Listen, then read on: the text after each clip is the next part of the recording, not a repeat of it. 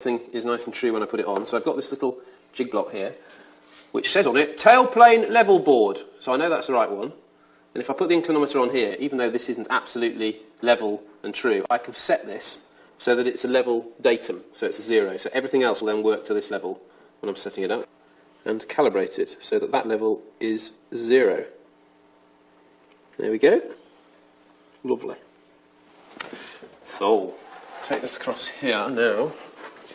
And what's really a little bit tricky about this is that there are two metal bushes in there. There's one there and one in this rib here. And that's got to line up with the tube. And according to the manual, you have to be quite gentle with this. Make sure it's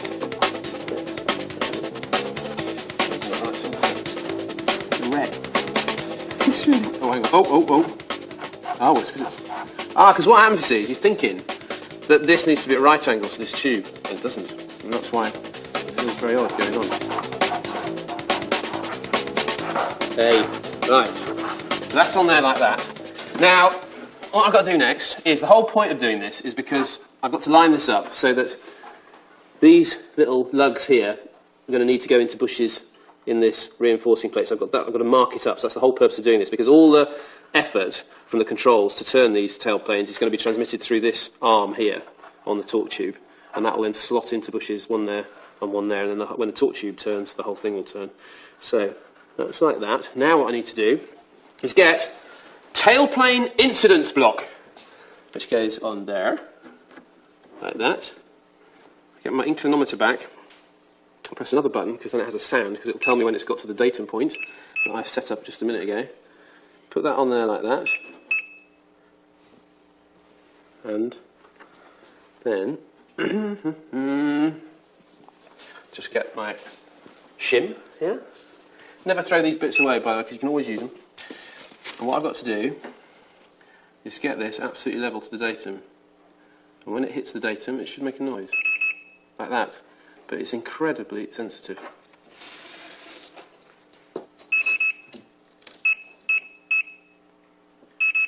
A bag. I'm close. Another bag. Yes!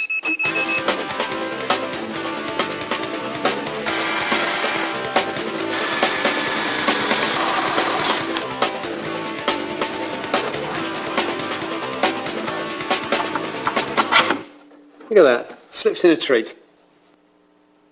Beautifully level, fantastic. Now, all that remains to be done is to take the whole thing to pieces again to get ready to bond in those little black bushes, then put it all back together again with the bonding agent in place, so it's going to glue. But before it goes off, obviously, you need to set it up so that everything is perfectly level to the same datum I used before, and then it can all be left.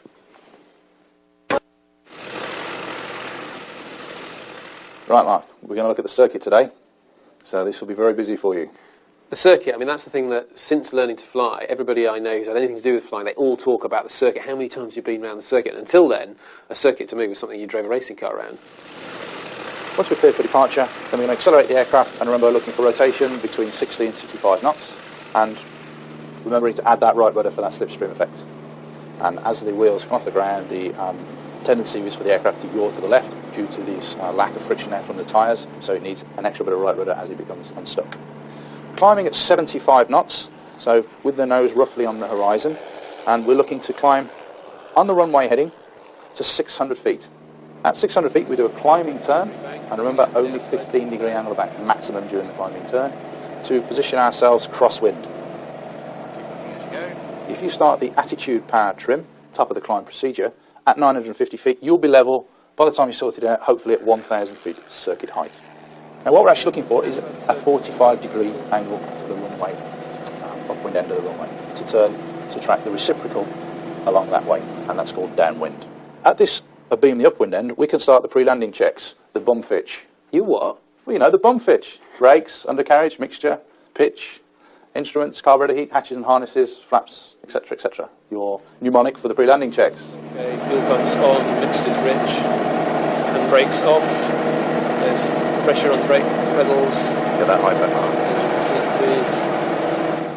So when that's at the 45-degree angle, you're about the right point to make a 30-degree angle of bank turn, because we've got no flap, etc., etc. We're all nice and clean, so we can do a medium level turn onto what's called the base leg.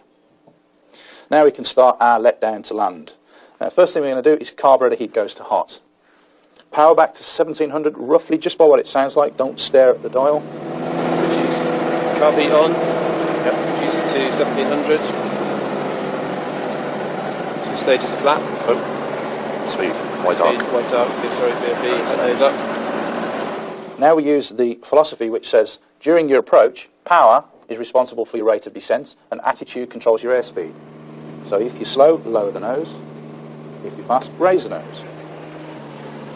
So we're flying the aircraft down at the roundout, raising the nose to fly the aircraft level, and once we level, we start reducing the power, so we get a positive contact on the main wheel and not the nose wheel. Right, now start the roundout, hold it there, get rid of the power, hold it there.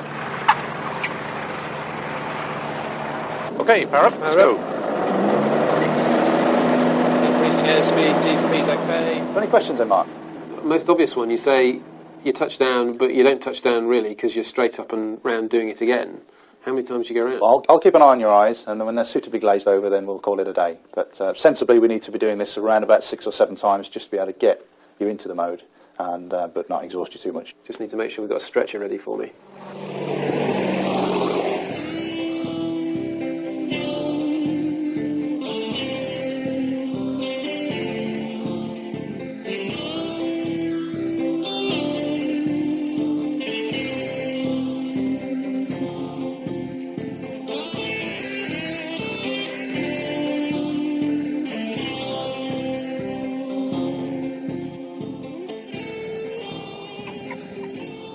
When you go out flying for a lesson, the idea is this is Carl's clipboard, and you should come back with it completely empty apart from a few little figures up here. There should be nothing written down here. Now, this is all due to the fact that I got it wrong, isn't it?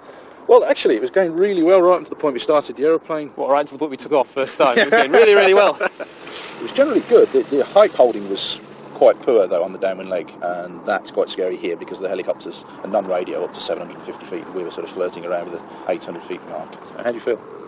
Positive, much more so. I mean, it's definitely what you said about the first 2 or 3 lessons. Frankly, I got to the point at the end of the third one and I thought, this is too much. I can't get my brain around all this, and there's so much to think about, and you actually worries yourself stupid. You're driving home thinking, I'm going to crash this thing because I do not know what I'm doing here. But suddenly, some of the bits and pieces start to actually become second nature, so you can then add on a little bit extra each time. And that last trip round was really good fun. I mean, I was actually looking out the windows and enjoying the scenery a bit as well as flying, which was nice. Yeah. So you didn't have the capacity. So we're getting there. Throw in an extra check that wasn't required. Welcome back to A Plane is Born, or should I say, My Plane is Born. This is one of the wings. I want you to have a look at this down here, because I had a bit of a problem fixing all this lot together, which is the aileron control, but it's all working beautifully now. Look down here, we have a fully functioning aileron, which is just the business. One little change down here is I've had to put on these things, one there, called mass balance arms. Inside here, you can see the dark colour, that's actually lead in there as a weight. And the idea is that it balances the aileron, so that when we've finished and the plane's actually flying, this is perfectly balanced, so that when you control it, you can move it, but it doesn't actually flutter around in the breeze. Because if it flutters around in the breeze, the wings fall off. Very important, that doesn't happen. So those will be finished off later, and we'll balance that up when the whole thing's painted. The next job is flaps. It's very easy, really. Pete, we've got to turn the wing round, mate. Yeah, on with it. He's so slow, he's old. Now, I need this end, and 180 degrees round, okay? That's the fastest you've moved in 10 years. Whoa. Over. Like that. There. Are we all right? Yeah. So here, this is where the flap will fit. These are the plates that will hold the hinges on for the flap to move. So next thing is to assemble the flap. And the reading today is taken from the build manual, issue 1, page 9, verse 10. And the factory did say to the idiot builder, build yourself a flap hinge. Do it according to my instructions and all will be well. Joking apart, actually, the manual is really useful because the exploded diagrams are idiot-proof, because if you follow the line through of everything you need, you know you're going to end up with this bolt, then a washer, everything goes in the right order. Check strap goes on next, like that. Then another washer. What this does, the check strap, is to make sure that when you actually take the wing off the aeroplane, when you're packing it up, putting it on your trailer and then wheeling it into your garage, is that the flap doesn't just drop down and kind of swing around. It's actually got this strap to hold it from going too far. I tend to over-tighten everything. I've sheared off loads of nuts and bolts in my time, but just take it nice and easily, There we go. It's a stiff nut, so it'll be absolutely solid, and the check strap should be able to move freely like that. Although actually building the whole hinge is actually quite complicated, and it's broken down into individual bits. It's not too bad, because this is very simple now. It's just putting these two plates together, like that, with these two bolts. It's just got a block in between, and then a washer and a stiff knot either side. Most important thing is making sure everything's in the right orientation. It's very easy to get things upside down, so keep checking that with the picture. If you're not used to working from these kind of drawings, as I'm not, they can look incredibly confusing, and the trick is really to focus down on the bit you want. So ignore the bits you don't want. We don't want that bit. We've already done that bit up there and that bit down there, so we're focusing on the bit in the middle. And then just follow through. I know I've got to start with that bolt there, and then follow the line. It goes through a washer down here, then up to all the parts in the right order are all in the line that goes through the middle of them, down to that stiff nut at the end. You can get them all in the right order, and that then makes it really, really simple.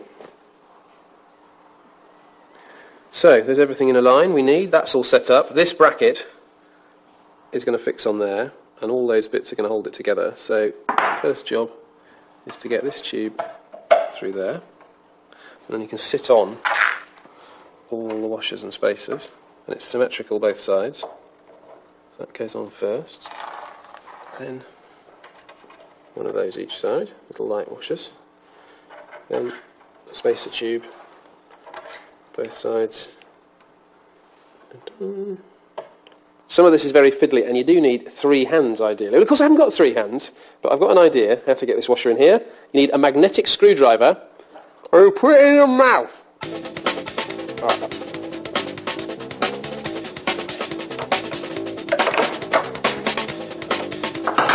Oh, that tastes disgusting. Ugh. I've got one more to do.